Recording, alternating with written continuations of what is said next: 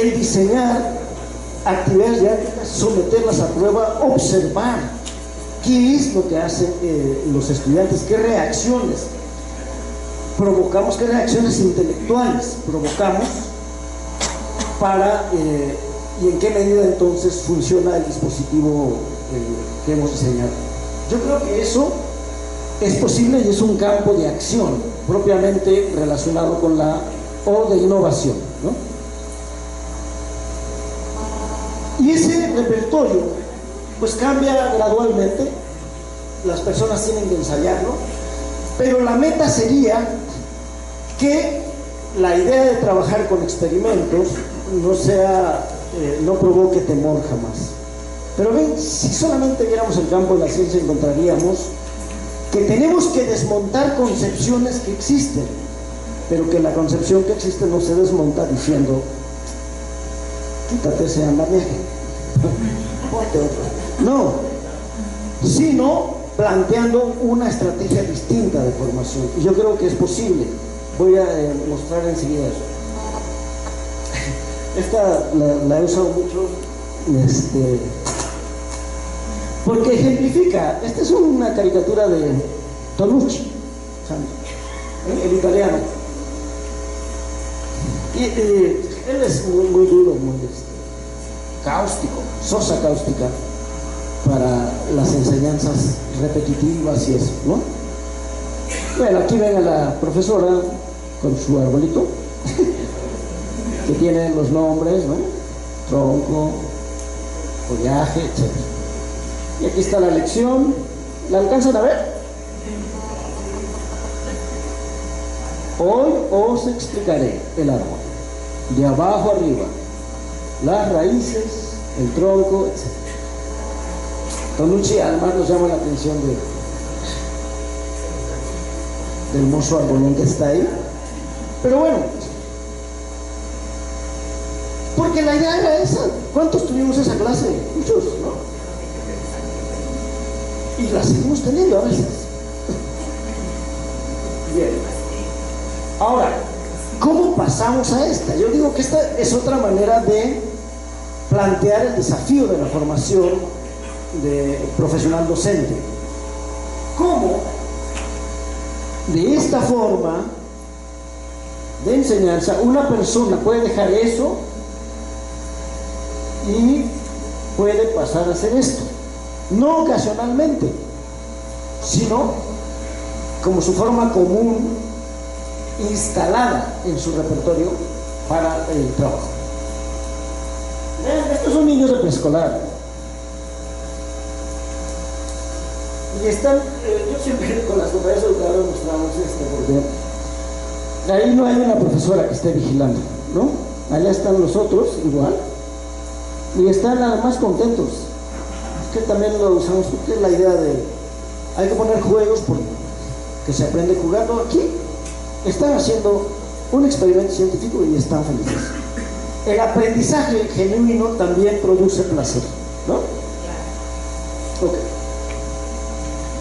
Pero el problema de la formación es esto: cómo pasar de un modelo que está instalado en la cabeza, pero además está instalado no porque seamos malos, queramos hacer daño a los niños. No es un problema moral, es un problema de dominio, de habilidad, de competencia, no solo de convicción. Incluso podemos estar convencidos de la necesidad de otra educación, pero podemos actuar de la manera en la que criticamos. Y en ese momento es cuando uno ya se pone como profesor de maestros, porque ya les puede decir, trabajen de otra manera. Entonces yo digo que la gente tiene que vivir, porque hay que desmontar la concepción de ciencia en este caso. Y el ejemplo que sintetiza es, bueno, pues con este se puede. Esta fue la pregunta de Arquímedes, ¿no? ¿O no? ¿Sí se acuerdan, no?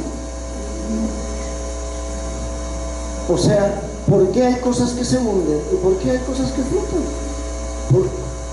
Él tenía que calcular el peso de un anillo. Pero bueno,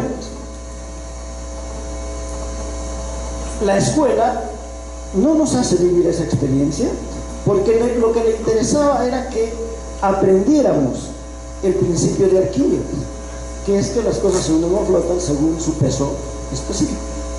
Bien, lo aprendemos, lo repetimos, ¿y a qué se referirá a eso? Cuando uno hace el experimento, no se le viene a la cabeza ese asunto. Es decir, en todo caso, también como dice Perkins, se trata de un conocimiento inerte. Ahí lo tenemos, se quedó y nunca viene a nuestra ayuda cuando enfrentamos un problema. El conocimiento inerte. Bien, pero pasa lo mismo con otras leyes de las ciencias naturales, en la física o en la biología. Aprendemos la conclusión y no el procedimiento, aunque digamos que lo que queremos generar es curiosidad, capacidad de preguntar, capacidad de hallar evidencias, capacidad de usar información, capacidad de pensar. Aunque digamos eso, los currículos y la práctica está centrada en transmitir la conclusión, no el... Pero ¿cómo logramos entonces cambiar? Yo lo que creo, he sostenido, muchas personas también, es que los adultos somos un poco más difíciles de educar que los niños. Eso hay que tomarlo en cuenta, porque tenemos la cosa más o menos resuelta. El trabajo profesional lo tenemos bastante resuelto, siempre y cuando uno haya pasado la evaluación. No, me refiero a esto, a que tenemos un conjunto de prácticas, un conjunto de actividades, a eso llamo repertorio, que nos resuelve el día de una manera más o menos sencilla, ¿no? Pero hay que aspirar a que la nueva forma de trabajo se convierta en eso. Y no hay otra manera más que haciendo que los propios adultos vivan periodos formativos intensos, muy ricos, donde tengan 1, 2, 3 experiencias genuinas de aprendizaje de nuevo tipo. Y yo pienso que eso se puede hacer, por ejemplo, en este posgrado de la maestría en educación básica. En profundidad, entonces, se aprendería una nueva forma, y eso daría base para continuar aprendiendo, pero en esa dirección. Ella está haciendo un experimento de caída de los cuerpos, pero también se ve el rostro, lo alcanzan a ver. Cuando yo empecé a utilizar esa lámina, lo alcanzaba a ver. Ahora ya no. Bueno, no, pero la alegría está ahí, pero la concentración también, ¿no? No es, a ver, fíjense, no es un jugar a la ciencia, mucho menos es jugar a ser niños. Eso, los niños son bastante más inteligentes, bastante menos prejuiciados, tienen menos temor a la exposición pública, por lo tanto son inimitables para nosotros. No es jugar a ser como si fuéramos niños, pero hay un principio de la enseñanza o de la formación. Esto ya es otra cosa. Estoy por terminar. Voy a tomar mi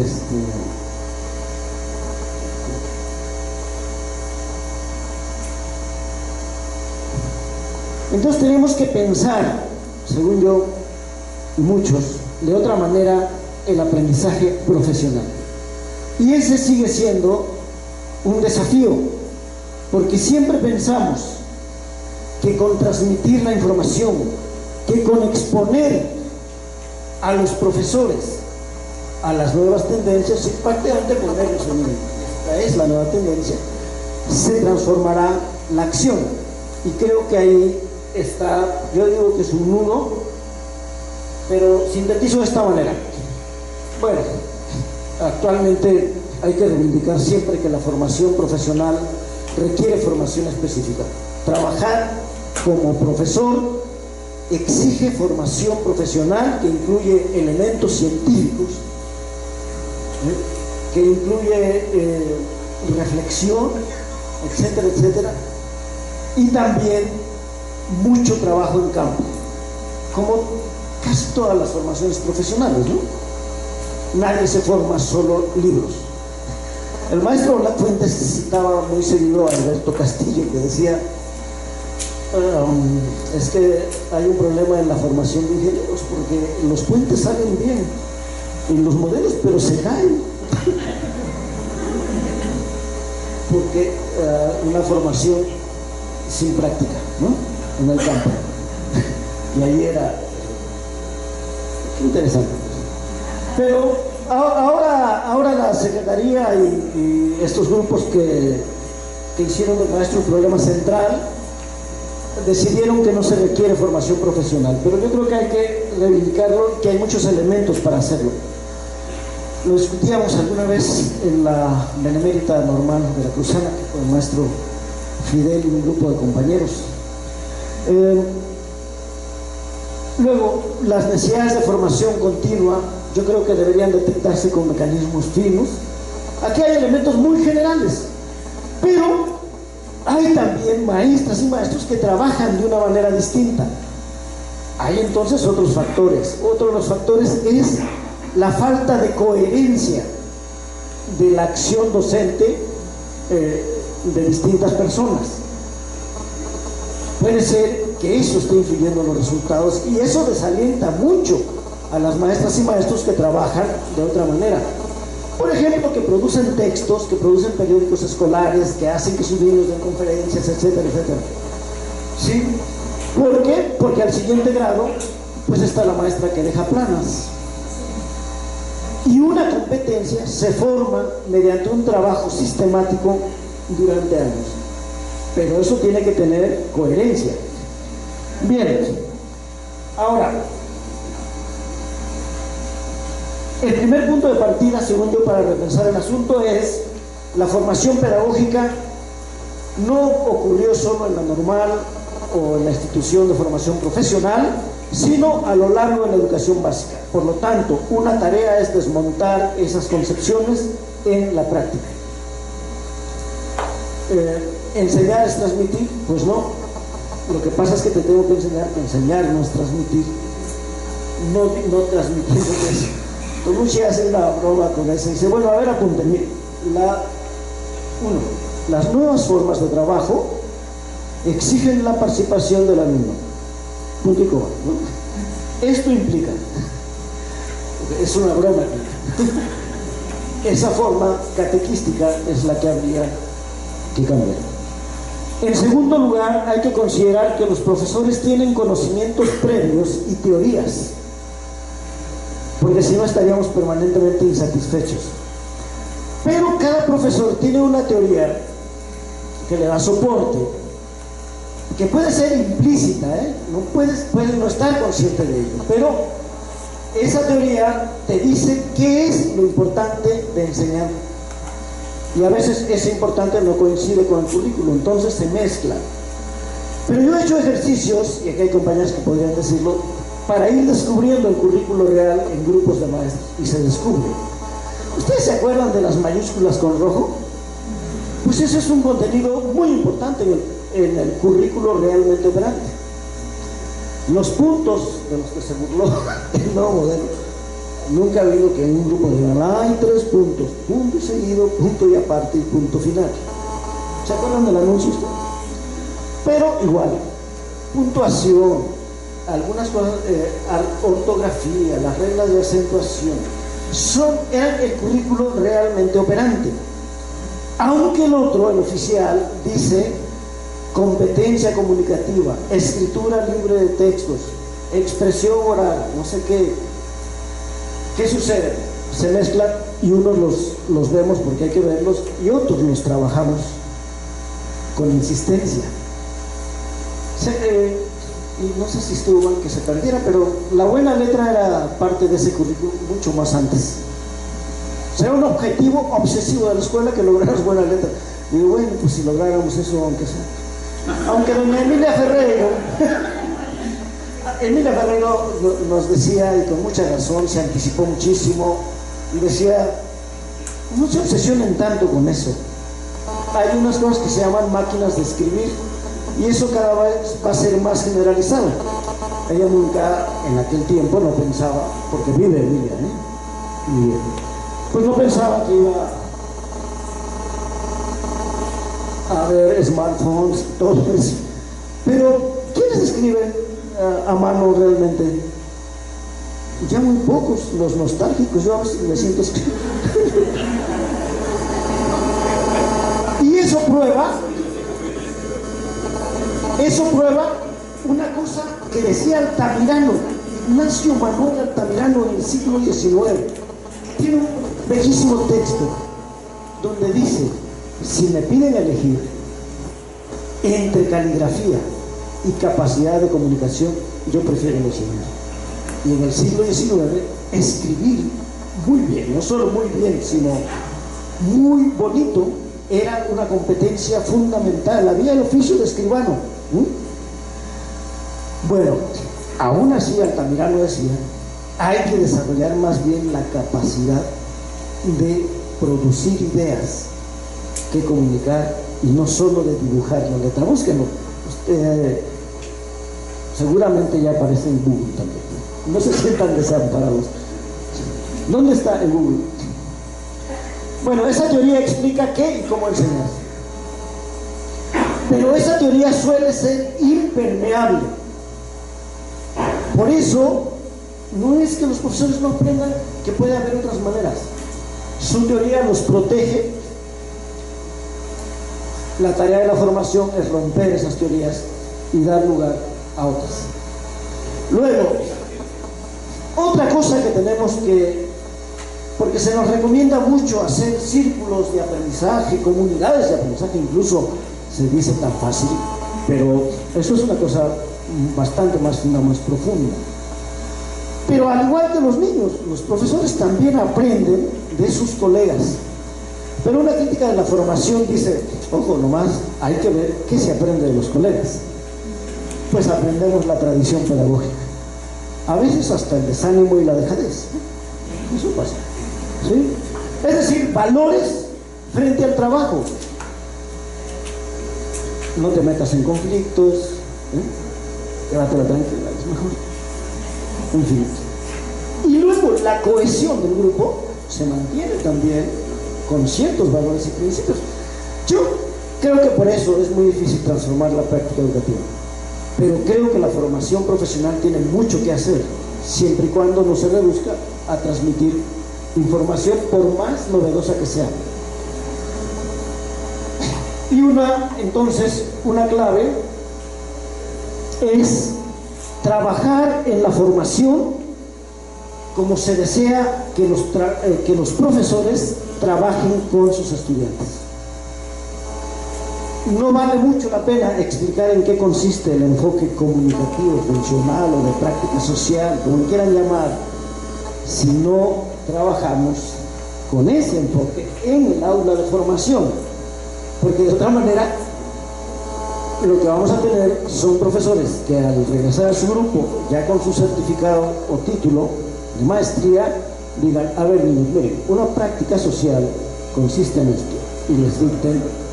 O sea, van a saber eso, pero no van a saber diseñar las actividades de comunicación, etcétera, etcétera. Pues bien, menudo reto, les deseo mucha suerte, muchas gracias.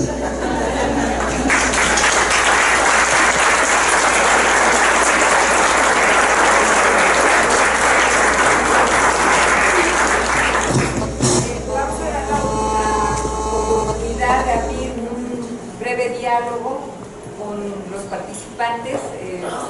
Tenemos una gran oportunidad de entablarlo con el maestro Raimundo, y pues entonces está abierto. Va a pasar la compañera Alma. Quien quiera plantear alguna pregunta, algún comentario, pues por favor levanta la mano y la compañera Alma se acercará para para pasar el micrófono. Se aceptan comentarios y preguntas. El maestro Miguel, allá. ¿Sí? Ahora.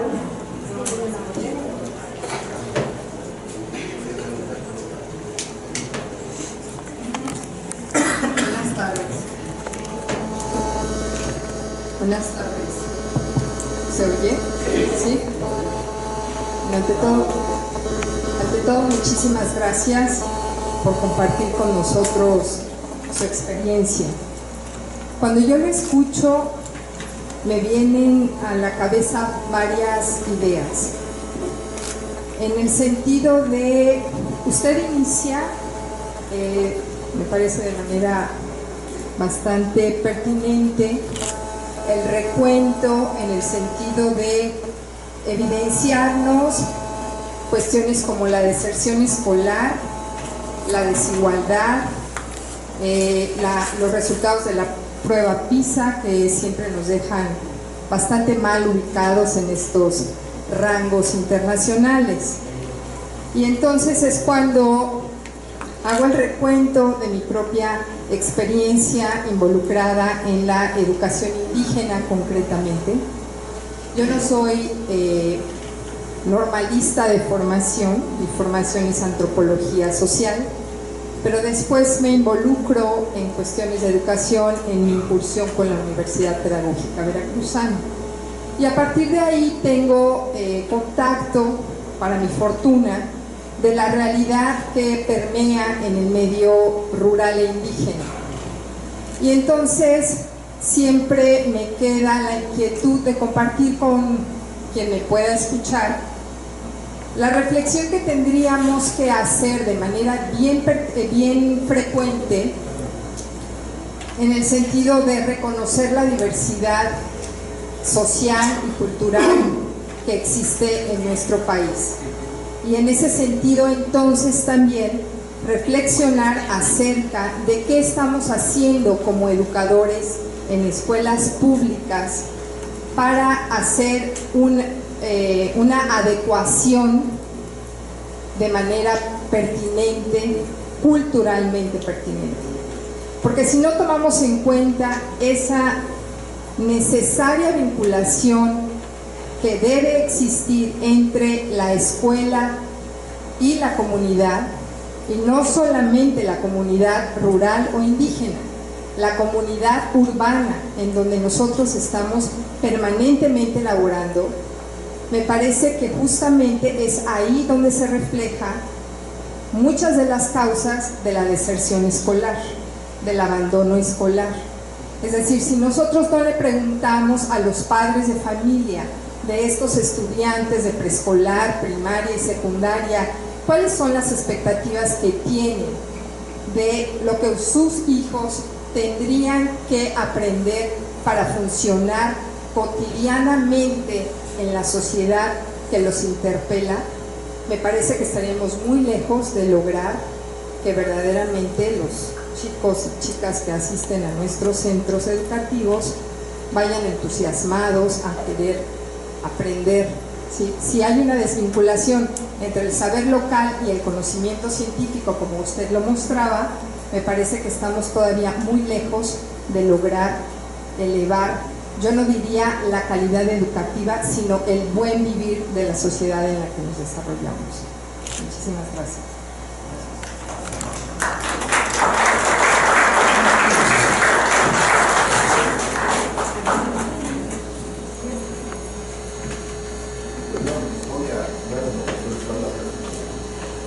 A este lado. Creo que es obligada la pregunta. Los que hemos transitado desde el nivel de primaria trabajando en comunidad rural, y bueno, pues hemos pasado por ahí por la secundaria, el bachillerato y demás concursos. Tenemos una serie de vivencias, de experiencias, y es posible que con toda mi ignorancia pueda yo decir que uno de los problemas más fuertes en nuestro sistema radica en el nivel de primaria. a lo mejor con un poquillo o con un mucho de mentalidad reduccionista, me iría yo al primer grado de primaria. Y yo acepto, porque lo viví, que incluso nuestros muchachos egresados de las normales, a la hora que los reciben en esas comunidades, en esas escuelas, una de dos: o los mandan a primero o los mandan a sexto. Y cuando los mandan a primero, yo lo viví, es un golpe terrible, porque aún cuando transitamos por las escuelas, esto que el maestro nos decía es efectivo, es real. Y a veces egresamos, un buen número de profesores de las normales nos envían al primer grado, y qué problema a la hora de alfabetizar a esos niños. Y encima el sistema nos envía una lluvia de programas que nos quitan tiempo. Yo me iría a las horas de trabajo efectivas para conducir a esos niños, para coordinarlos, etcétera, etcétera. Desde ahí creo que también las decisiones nacionales de tipo o de política educativa tendrían que liberar a esos profesores para darles más tiempo, para que estuvieran más tiempo con esos niños. Los diseños didácticos que llevan al niño a descubrir el conocimiento necesitan de mayor tiempo y, claro, de mayores recursos, que tampoco hay. Utilizo esto como introducción para aterrizar una pregunta hacia nuestro querido amigo, al que estimo, al que le doy las gracias, porque siempre, y se lo he dicho muchas veces y en corto, siempre que vamos aprendemos de él. No hay ocasión en que no nos quedemos con algo que él nos traiga, y por eso estamos aquí. Ya hemos transitado esta reforma, ya no les puedo ni les voy a decir, ni a describirla, porque ustedes lo saben mejor que yo, pero con un poquito de perspectiva yo le preguntaría a nuestro amigo Rodolfo, la próxima que venga, porque ahí está el reto, finalmente, ya pasó, pero algo hay que hacer. ¿Qué características tendría o debería tener esa que ya se avecina, aunque fuesen las mismas siglas políticas? Pero son las grandes decisiones nacionales que llegan a la más apartada y lejana de nuestras escuelas. Todavía Veracruz rebasa las 3,000 escuelas unitarias en el nivel de primaria. Todavía. Entonces, la pregunta concreta, estimado amigo, es que nos pudieras compartir una, dos, tres características. ¿Qué tendríamos que hacer los profesores incluso para transitar a mejores estadios dentro de la, seguro estoy, una próxima y nueva reforma? Gracias.